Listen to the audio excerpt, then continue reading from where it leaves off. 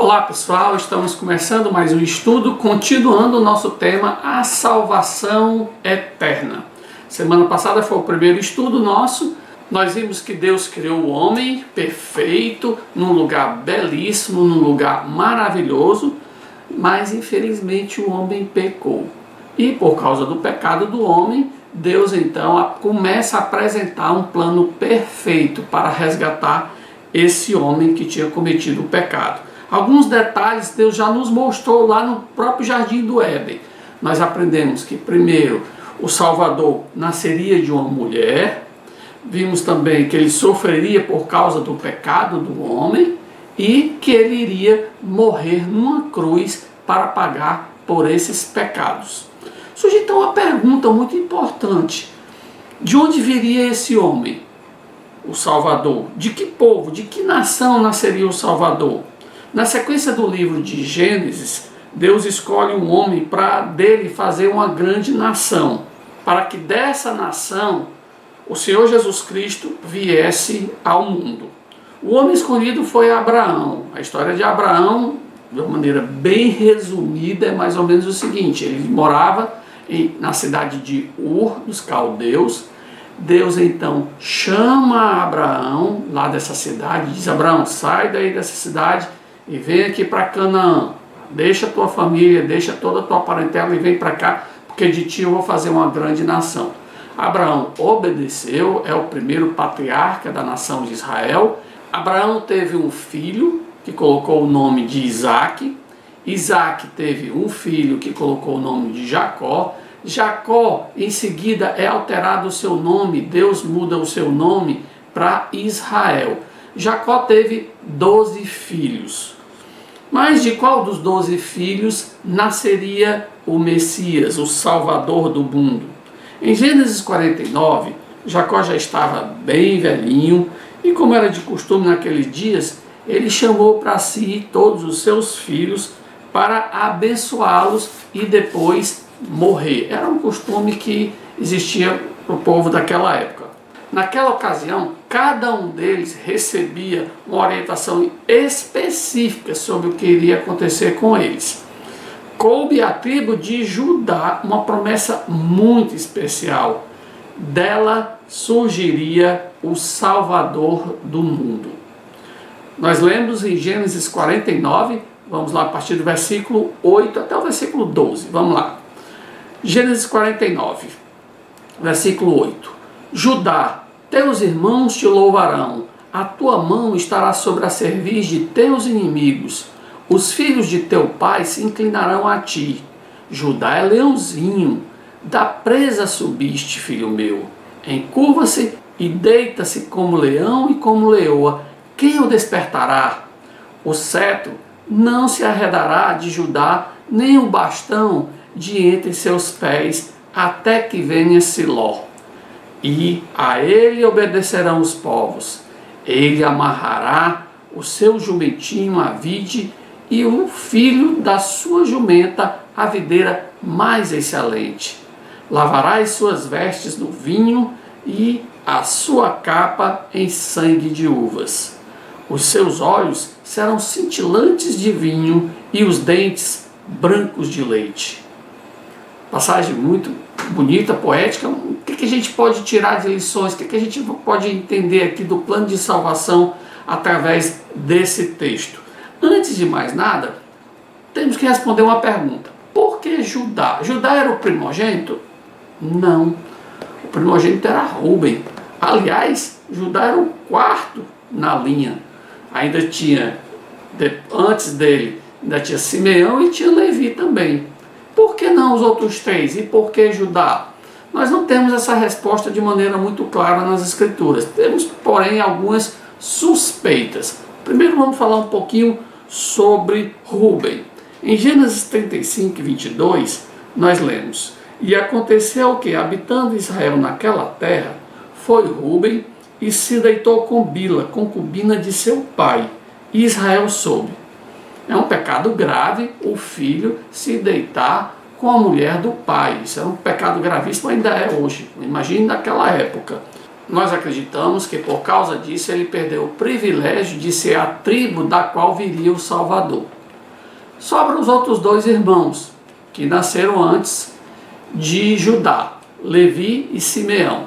Em Gênesis 34 e 25, nós lemos: ao terceiro dia, quando os homens sentiam mais forte a dor, dois filhos de Jacó, Simeão e Levi, irmãos de Diná, tomaram cada um a sua espada, entraram inesperadamente na cidade e mataram os homens todos. Foi o que aconteceu ali.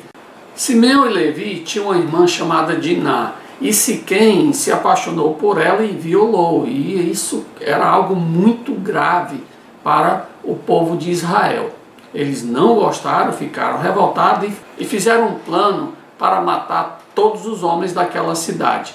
Mas Jacó não gostou da atitude dos seus filhos e ficou muito desgostoso com eles. Eles fizeram lá o plano, deu certo, eles conseguiram matar todos os homens daquela cidade, mas isso deixou Jacó muito desgostoso com seus filhos. Isso foi uma forma, eles fizeram sem o consentimento do pai, e o pai ficou muito triste com isso. Talvez tenha sido esse o motivo que nenhum dos três, nem Rúben, nem Simeão, nem Levi, tiveram o privilégio de serem a tribo da qual viria o Salvador. Ficou o privilégio então para Judá. Vamos conhecer um pouquinho mais sobre Judá. Embora ele não fosse o primogênito, desde cedo ele mostrou muita coragem e uma certa liderança entre os irmãos. Nós vemos alguns pontos na Bíblia que falam de algumas atitudes de Judá que realmente nos impressionam. Lá em Gênesis 37, nós vemos que ele salvou José de ser morto por seus irmãos. Lembra que os irmãos tinham ciúmes de José, aquela história todinha, e olha o que ele fez. Então disse Judá a seus irmãos: de que nos aproveita matar o nosso irmão e esconder-lhe o sangue? Vinde, vendamo-los aos ismaelitas, não ponhamos sobre ele a mão, pois é nosso irmão e nossa carne. Seus irmãos concordaram. Mostra liderança. Mesmo não sendo o primogênito, ele exercia uma influência entre os outros irmãos. Noutra ocasião, ele liderou seus irmãos na busca por alimentos lá no Egito. Gênesis 43, a partir do versículo 3. Mas Judá lhes respondeu: fortemente nos protestou o homem, dizendo: não me vereis o rosto se o vosso irmão não vier convosco.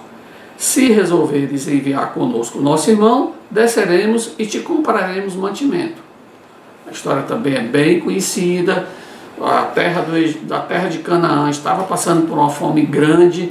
José estava lá no Egito, o Egito tinha mantimento e Judá aconselha o pai e faz um plano aqui para poder comprar o alimento lá no Egito. Aqui já era a segunda viagem que eles faziam. Na primeira houve aquela estratégia de José para tentar descobrir se havia arrependimento dos irmãos, mas uma coisa importante aqui nessa história, independente dos detalhes, é ver a liderança, ver como Judá se destacava entre os irmãos.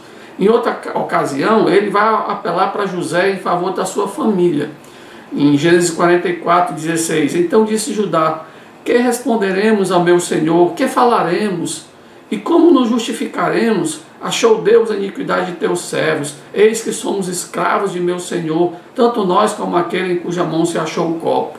De novo, mostra ele uma posição de destaque, ele indo à frente, ele falando pelos seus irmãos.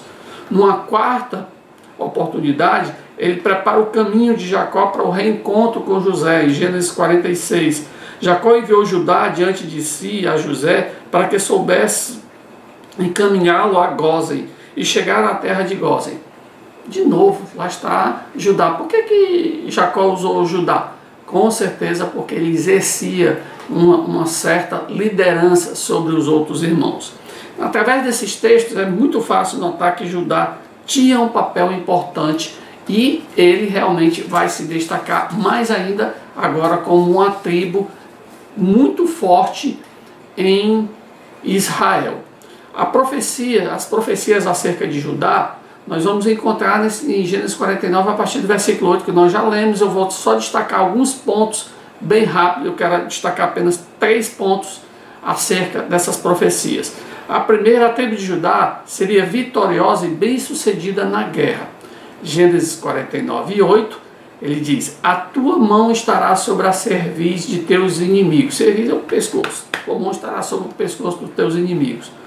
Temos claramente uma profecia sendo cumprida muito tempo depois em Davi, que era da tribo de Judá. Davi foi um grande líder, um grande general, que realmente a gente não vê uma derrota de Davi. Ele sempre dominava sobre os seus inimigos, ou seja, ele realmente botava a mão no pescoço dos seus inimigos. Ele realmente era um guerreiro muito forte.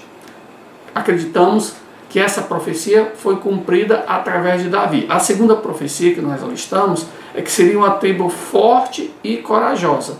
Em Gênesis 49, agora no versículo 9, nós vamos ler: Judá é leãozinho, da presa subiste, filho meu. Encurva-se e deita-se como leão e como leoa, quem o despertará?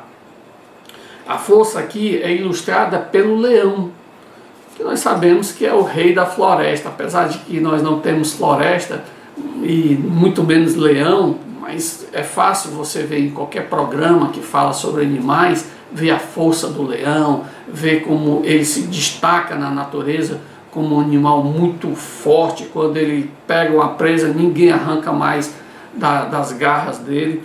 A tribo de Judá, ela foi superior às demais tribos. A força aqui, ela é destacada exatamente na figura de um leão. E o destaque dessa tribo não é só na sua quantidade, que ela foi uma tribo muito numerosa em Israel, mas também o domínio que ela tinha sobre as demais tribos de Israel. Pelo menos em 3 momentos nós podemos destacar não só a liderança, mas o domínio dela sobre as demais tribos. A primeira, quando eles estavam no deserto. A tribo de Judá liderou a caravana dos israelitas no deserto.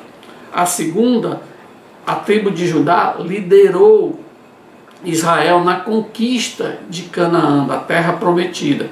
Eles saem do Egito, passam ali pelo deserto, entram na terra de Canaã e Judá se destaca bastante na conquista de Canaã. No terceiro momento, é exatamente quando o reino está já bem consolidado, primeiro por Davi, depois por Salomão, mas infelizmente Salomão comete um pecado grave. Deus se entristece com Salomão e diz para Salomão: eu vou dividir Israel. E ele divide em 2 partes. Tem o reino do norte, que fica com 10 tribos, e o reino do sul com 2 tribos. E adivinha quem se destaca no reino do sul?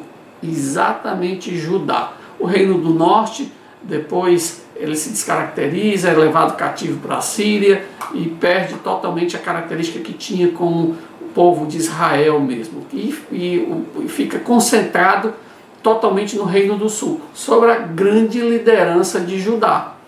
Depois, óbvio que algumas tribos chegam no reino do sul para fazer parte desse reinado, mas o nome fica Judá. Judá fica como uma tribo predominante e ela carrega o nome durante muito tempo. E, inclusive, várias vezes o nome do reino fica sobre o título de Judá. Você vê o reino de Judá, Judá venceu isso aqui, Judá venceu isso aqui, mostrando o destaque que essa tribo tinha. A terceira profecia que nós vemos aqui, no versículo 10, o cetro não se arredará de Judá. Essa profecia poderia ser cumprida de 2 formas. Primeiro, através do próprio Davi. Davi, quando assume o reinado, ele sendo da tribo de Judá, ele passa esse reinado para os outros filhos dele. Mesmo depois, quando o reino é dividido, o reino do sul fica como reino de Judá, todo ele foi governado pela descendência de Davi, tá? Que é uma maneira dessa profecia ser cumprida. Mas nós acreditamos também que ela pode ter sido cumprida no próprio Senhor Jesus Cristo, como filho de Davi, como vindo da descendência de Davi, e é o nosso rei soberano hoje, reinando no céu. Então essas seriam as 2 formas dessa profecia serem cumpridas. Agora, quando eu olho para o reino de Judá, quando eu olho para a tribo de Judá, como é que Judá entrou no plano de salvação? Como é que a gente pode vislumbrar Judá no plano de salvação? Muito do que está escrito aqui a respeito de Judá deve ser aplicado ao nosso Senhor Jesus Cristo. Primeiro, ele é o nosso louvor. A palavra Judá significa louvor. E o versículo 8, ele diz: Judá, teus irmãos te louvarão. O ser humano foi criado para louvar a Deus, mas o pecado nos afastou desse propósito maravilhoso. O louvor é uma forma de nós demonstrarmos toda a nossa gratidão por Deus ter providenciado uma forma de nos resgatar do pecado. O pecado nos levaria ao inferno e leva muitos ao inferno. Nós devemos ser muito gratos ao sacrifício feito pelo Senhor Jesus Cristo numa cruz. Ele então é o nosso motivo de louvor, é o nosso motivo de adoração. Eu queria perguntar para você, como está o seu louvor a Cristo? Você louva o Senhor Jesus Cristo?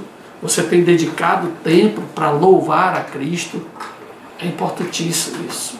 Nós devemos encarar o louvor de uma maneira mais séria e pensarmos no que Cristo fez por mim, o que Ele significa para mim. Louve a Deus por tudo isso. O segundo destaque nós vamos encontrar em Apocalipse 5:5. Em Apocalipse, capítulo 5, verso 5, nós lemos: Eis que o leão da tribo de Judá, a raiz de Davi, venceu para abrir o livro e os seus 7 selos. Jesus venceu as trevas, venceu o pecado, venceu Satanás. Hoje ele está vivo, ressurreto, na glória, junto com o Pai. E demonstrou que ninguém é capaz de derrotá-lo. Ele venceu morrendo, é algo muito interessante. Ele precisou morrer para vencer. Precisamos entender essas verdades. Ele venceu o pior de todos os nossos inimigos, Satanás. Você não teria condição de vencer Satanás. Eu não teria condição de vencer Satanás. Cristo venceu por mim, por você. Você já notou a quantidade de títulos que Cristo recebe no Novo Testamento? É muito interessante. Nós lemos que ele é o leão de Judá, lemos que ele é príncipe, que ele é rei dos reis, que ele é rei das nações, que ele é senhor dos senhores, que ele é soberano, que ele é todo-poderoso, é redentor, é libertador. Infelizmente, muitas pessoas, quando pensam em Cristo, pensam nele como aquele bebezinho indefeso numa manjedoura, ou então pensam nele como aquele homem preso numa cruz, todo ensanguentado, morto. Não pense em Cristo dessa forma. Isso faz parte do passado dele. Realmente, ele foi um bebezinho. Ele foi um homem que morreu numa cruz pelos nossos pecados. Mas hoje, ele é vitorioso. Nós não devemos ter a imagem de Cristo como alguém derrotado, como alguém indefeso. Não. Pense em Cristo, como eu te falei aqui, como redentor, como poderoso, como libertador, como Senhor dos senhores, Rei dos reis. Todas as vezes, quando você pensar em Cristo, pense sempre em vitória. Nunca pense em algo menos do que isso. Isso ajuda muito, principalmente quando nós vamos orar, quando nós pensamos nas lutas que nós temos, nas nossas dificuldades, nos nossos desafios. Imagine lembrar que temos um Senhor dos senhores, um Rei soberano para nos ajudar, que está do nosso lado, que é o nosso Pai, que nós somos o seu filho. Isso é maravilhoso. Vejam como é importante nós pensarmos em Cristo como o leão da tribo de Judá.